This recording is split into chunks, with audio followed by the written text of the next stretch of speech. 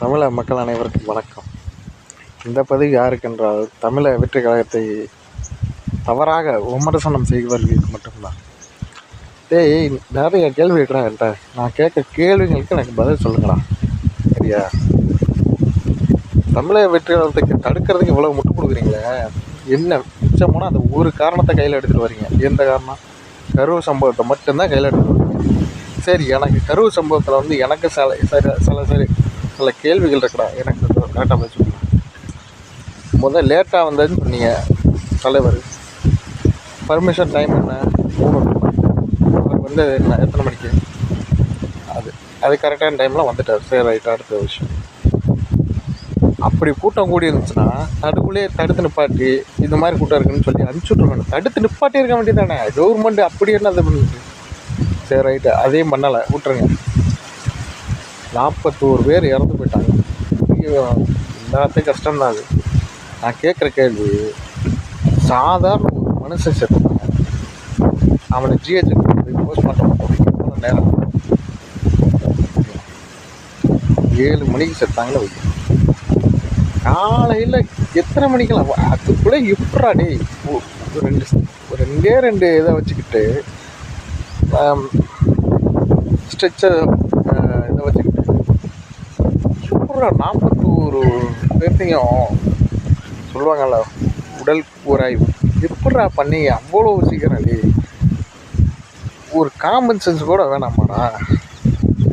கேட்குறேன்.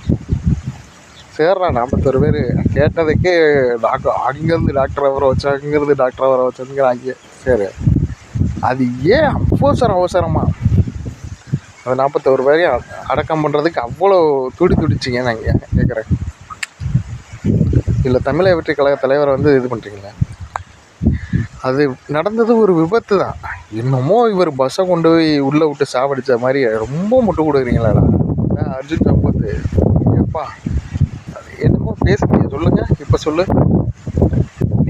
நான் கேட்குற கேள்வி ஏன்டா நீ கேட்க மாட்டேனுங்கிறேன். அவ்வளோ முட்டாளா நீ? அரசியல் எவ்வளோ நாளாக இருந்துட்டீங்களே, கொஞ்சம் கூட அறிவே கிடையாது. நல்லா இருக்கடா உங்க. சரி, ரெண்டாவது இது, இந்த டிக்கெட்டு ப்ரைஸ் எல்லாம் கொண்டு வரீங்க நடுவில். சரி, நான் கேட்குற கேள்வி, தமிழக வெற்றி கழக தலைவர் தான் டிக்கெட்டை பிளாக்கில் விற்றுக்கிட்டு இருக்காரா? பார்த்தீங்களா? இல்லை, கேட்குறேன். ஏண்டா, டிக்கெட்டை நிர்ணயம் பண்ணுறது தேட்டரை கட்டுப்படுத்துறது யார் கையில் இருக்குது? நான் கேட்குறேன். கவர்மெண்ட் கையில் தானே. பிளாக்கில் டிக்கெட் எல்லாம் அவங்கள தூக்கி உள்ளே போடு, அதுக்கு தானே கவர்மெண்ட்டு.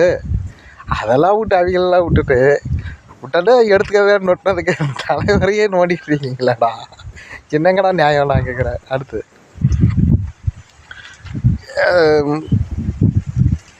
அதுலேயும் இன்னொன்று கேட்டேன். ரமலானை கொண்டாடி இருக்காரு, கிறிஸ்மஸை கொண்டாடி இருக்காரு, ஏன் பொங்கலை மட்டும் கொண்டாடலன்னு கேட்டிருக்கிறாங்க. நீ கொண்டாடாமல் இருந்ததை நீ பார்த்த? டேய், ஏன்டா தற்கொலை அரசியல்வாதியெல்லாம் இருக்கீங்களேடா எல்லாரும். கொஞ்சம் கூட சிந்திச்சு கேள்வி கேட்க மாட்டீங்களாடா. ராமா, சேர்ற என்னதான் நம்ம பேசினாலும் சரி, நீங்கள் தற்கொலை அரசியல்வாதியாலே இருந்துட்டு போங்க. நாங்கள் தமிழக வெற்றி கழகம் தாங்கி பிடிக்கிற தூண்களாகவே இருந்துட்டு போகணும். சரியா? வரேன்டா மாமே.